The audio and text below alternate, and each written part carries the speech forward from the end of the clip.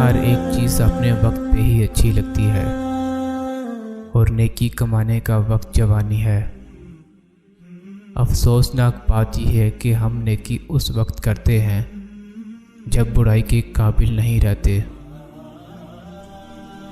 ضرورت سے زیادہ اچھے بنو گے تو ضرورت سے زیادہ استعمال کیا جاؤ گے۔ انسان واحد ایسی مخلوق ہے جس کا زہر الفاظ میں ہوتا ہے۔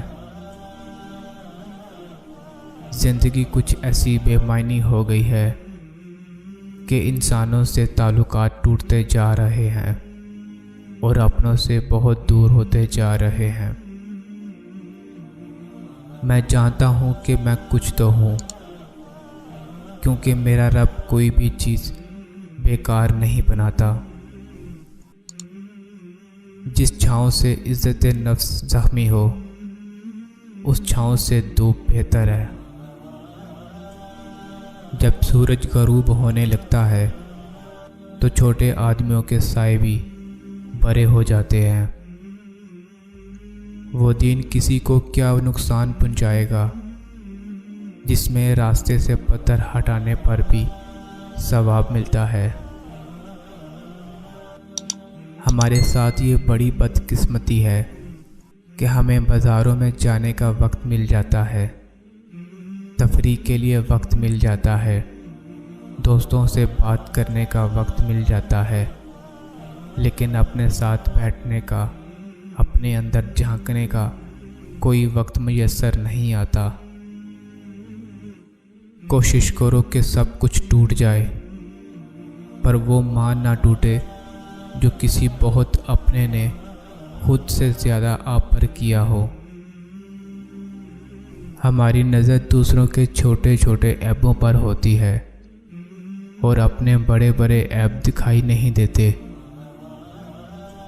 اپنے بدن پر سانپ بچھو لٹک رہے ہیں، ان کی پرواہ نہیں، اور ہم دوسروں کی مکھیاں اڑانے کی فکر میں ہیں۔ اپنی انا کو کسی کے سامنے پامال کر دینا مزاجی عشق ہے، اور اپنی انا کو بہتوں کے آگے پامال کر دینا عشق حقیقی ہے۔ جب انسان کا علم لا حاصل رہتا ہے تو وہ دریا کو چھوڑ کر سمندر کا پیاسا بن جاتا ہے، چھوٹے راستے سے ہٹ کر بڑے مدار کا مسافر بن جاتا ہے۔ تب اس کی طلب، اس کی ترجیحات بدل جاتی ہے۔ حضرت مجدد الفسانی بہت سخت اصول بزرگ تھے، لیکن ایک بات ان کی کبھی بھولنے والی نہیں۔ انہوں نے فرمایا، جو شخص تجھ سے مانگتا ہے اس کو دے۔ کیا یہ تیری انا کے لیے کم ہے کہ کسی نے اپنا دستے سوال تیرے آگے دراز کیا؟ درد وہ ہوتا ہے جو ہمیں دوسروں کو تکلیف میں دیکھ کر ہوتا ہو، ورنہ اپنا درد تو جانور کو بھی محسوس ہوتا ہے۔ رشتے اور راستے زندگی کے دو اہم پہلو ہیں۔ کبھی کبھی رشتے نبھاتے نبھاتے راستے کھو جاتے ہیں، اور کبھی رستوں میں چلتے چلتے رشتے بن جاتے ہیں۔ کسی کو رشتے راست آ جاتے ہیں اور کسی کو رستے۔ فرق صرف اتنا ہے کہ رستوں کے دکھ برداشت ہو جاتے ہیں، لیکن رشتوں کے نہیں۔ ہم میں سے ہر ایک دوسرے پر یہ ثابت کرنا چاہ رہا ہوتا ہے کہ میں تم سے ذہانت کے اعلیٰ درجے پر فائز ہوں اور زیادہ معلومات رکھتا ہوں، اور تم تو بس ایسے ہی ہو اور تمہارا کوئی حال نہیں ہے۔